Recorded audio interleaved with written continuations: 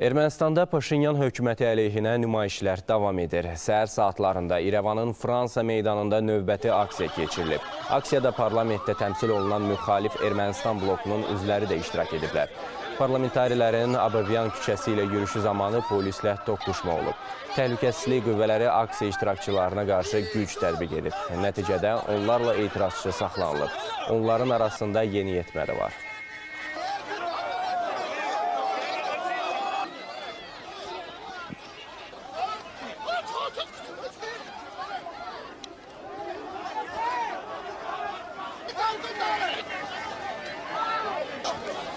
Digər yürüyüş isə paytaxtın əsas ticarət mərkəzinin yerləşdiyi Atenk küçəsində qeydə alınıb. Bu aksiyanın əsas təşkilatçıları isə deputat Aram Vardavanyan və Robert Köçəryanın oğlu Levon Köçəryan olub.